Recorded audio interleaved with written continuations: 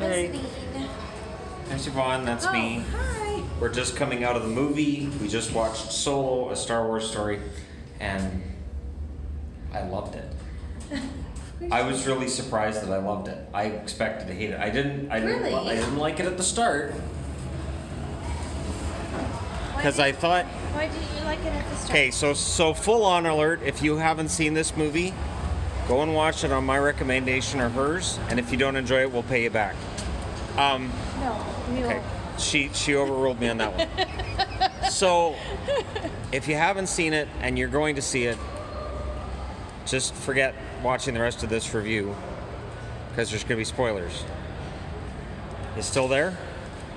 We're still there. Okay. So, yeah, Han Solo.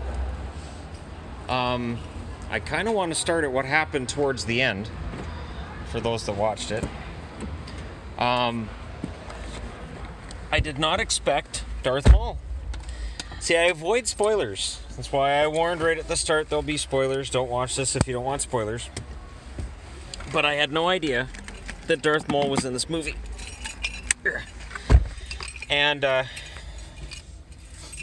was fun. That's fun. Emilia Clarke plays Kira, the love interest of Han Solo.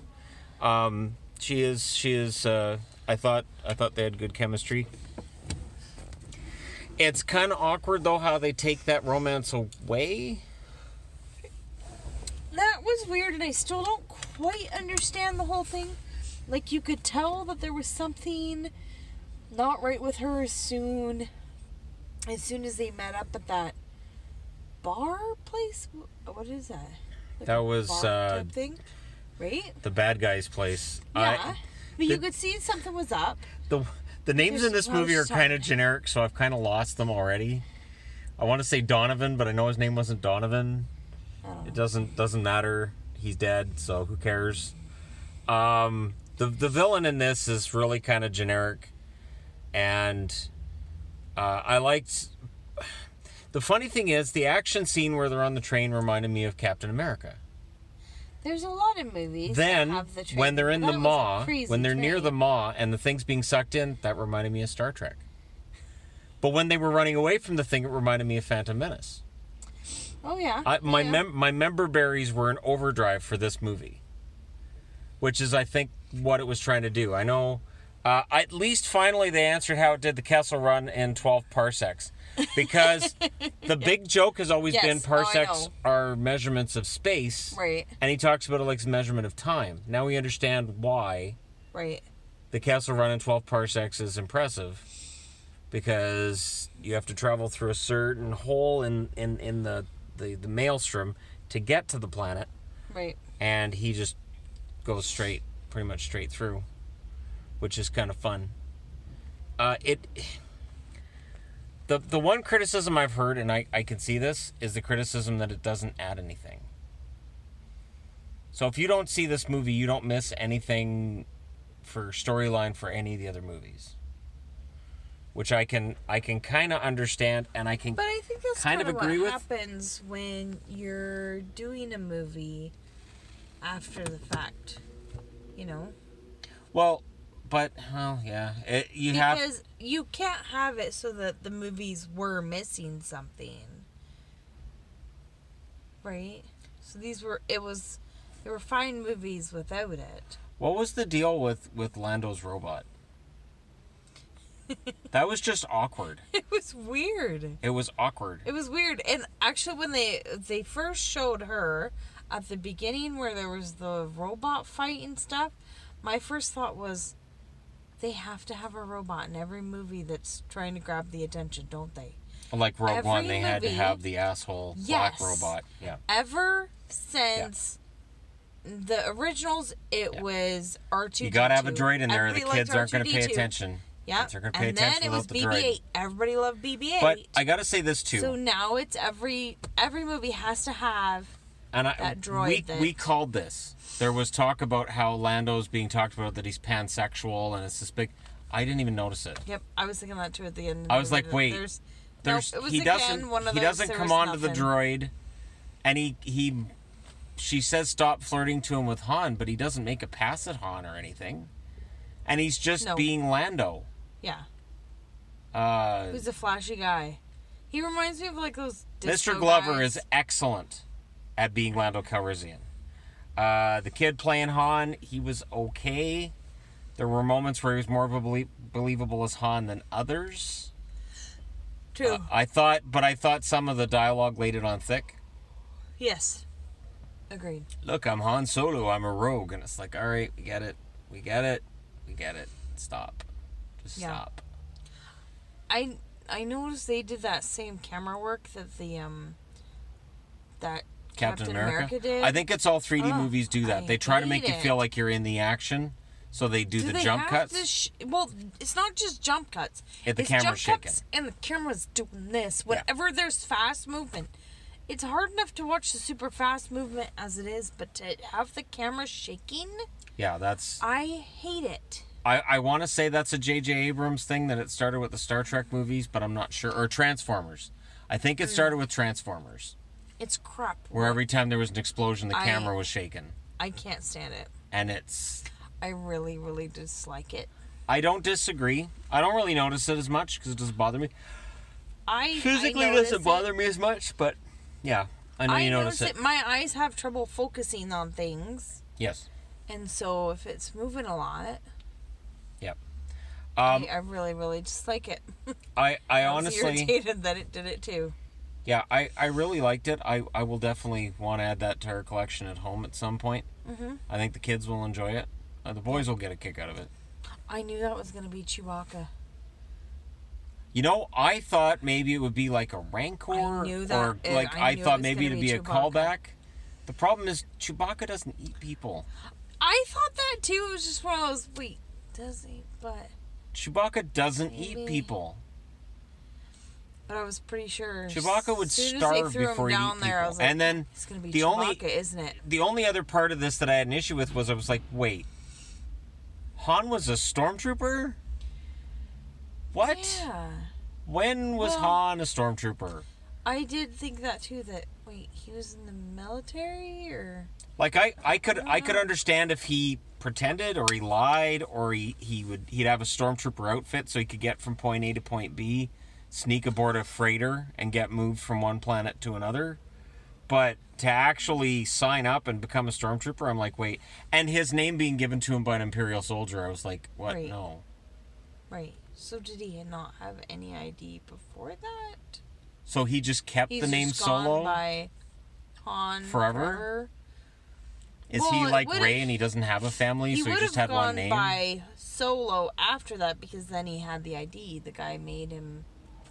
Yeah, but when he's a rebel, he doesn't have to. That's true. He could have been Han Terwilliger for all we know.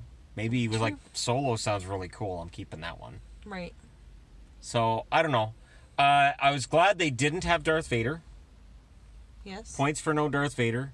Points for no Grand Moff Tarkin. Points for no Jabba the Hutt. Although the Hutts get mentioned twice in this movie. I don't know if you noticed. They mentioned the Hutts. They mentioned the Hutts by name once. And they mentioned Tatooine gangsters a couple of times. And one, it seemed like a direct correlation to Jabba. Because the thing with Jabba the Hutt, if they get into the extended universe, there's the Hutts. It's a whole family. And Jabba's just one of the many Hutts. Right. So what they can do is they can make more Hutt movies. Right. Which is both good and bad. I don't know. But I enjoyed the movie. Yes, I did too. Right now, having just come out of it and I'm still jacked, 9.5. I thought there was stuff that they could have taken out of it, though. Oh, absolutely. I think it could have been trimmed down. It was longer than it needed to be. It is bulky. It is bulky because they're going their best to provide as much filler as possible. But I think Darth Maul will lead to another movie. It needs to. Because Kira didn't die off, so Emilia Clarke is not done with this series. And they may make another Han Solo movie then. That's what I was starting to think at the end of the movie, that I think they're going to make another one.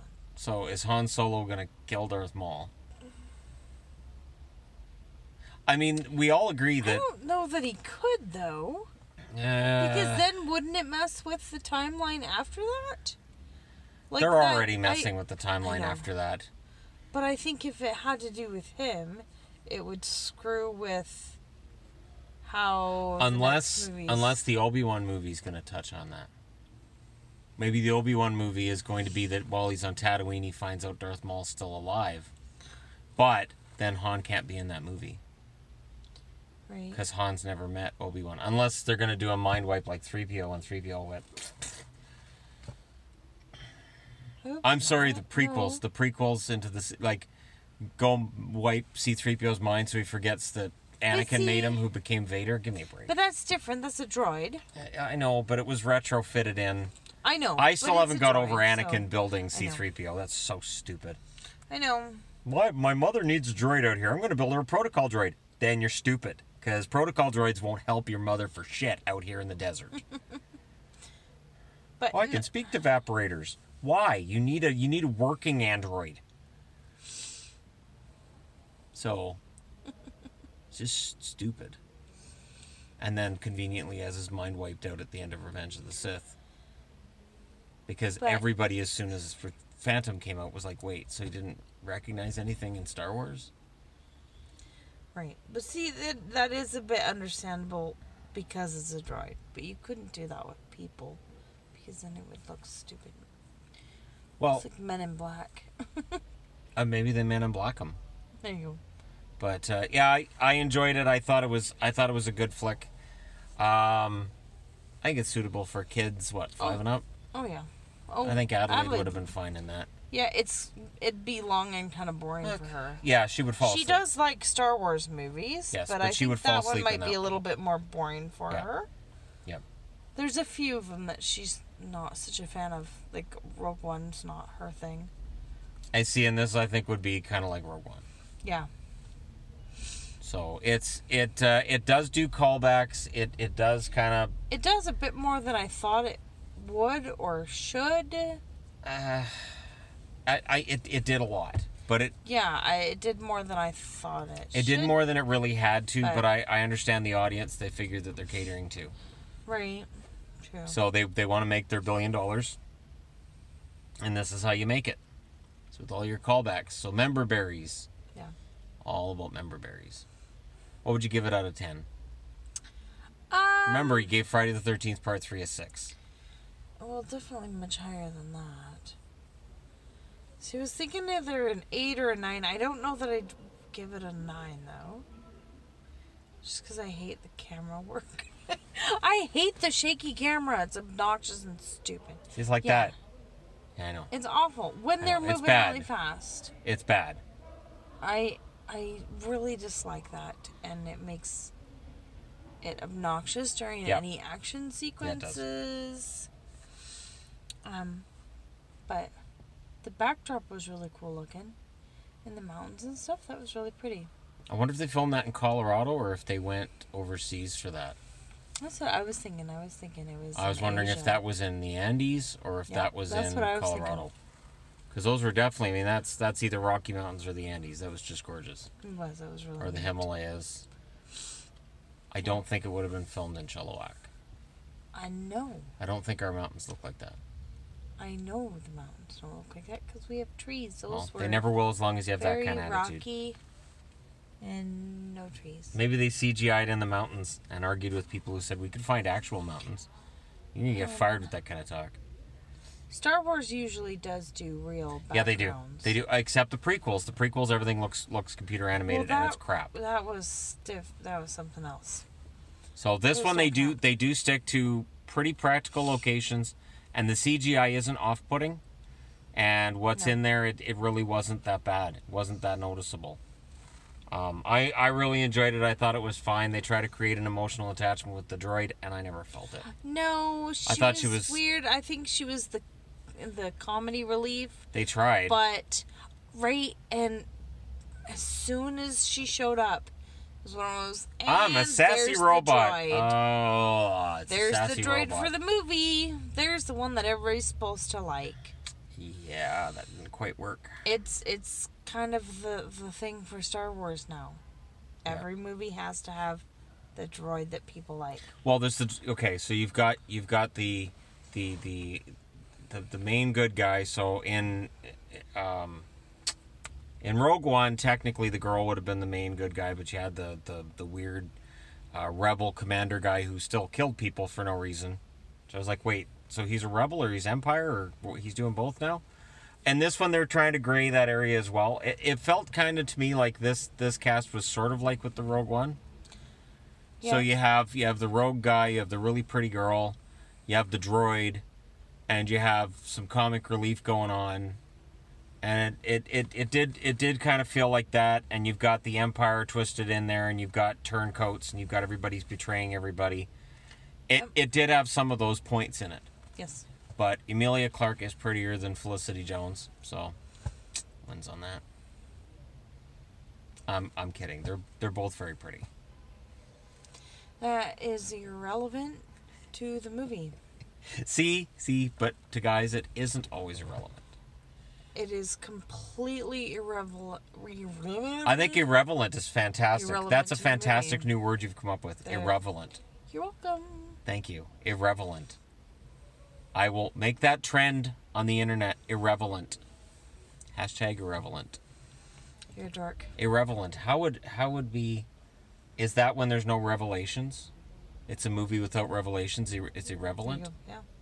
That's it. This movie would kind of be irrelevant. There's no big, huge reveal other than Darth Maul's still alive. What? I mean, I know he's alive in the cartoons.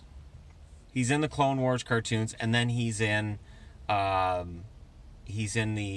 cartoons too that we have at home, Rebels. Yes. He's in Rebels. He didn't, because I think the one thing that George Lucas really screwed up was the best character he created in the prequels was Darth Maul, and he killed him with one line. He has one line, and then he gets cut in half. Yes, but I think that was supposed to be kind of the shock, because before the movie came out, remember, everything was Darth Maul. Because Darth Maul looks wicked Darth cool. Maul, everything. And then he's just dead. And then you go watch the movie and you're like, wait, what? I thought he was like the new Darth Vader. Well, yeah, and we all knew that the Emperor was the bad guy, so we see Palpatine and go, so that's the Emperor. And then, we had 2 more movies before the stupid Jedi figured it out. Which everybody could tell. I don't know, maybe the guy in charge is the evil one. All right. Anyways, so there you go. Recommendation from me, recommendation from her. We're going to go get some food. But thank you guys so much for watching. Don't forget to hit like and subscribe if you're browsing your way through. You just happen upon this video. And we'll talk to you again soon.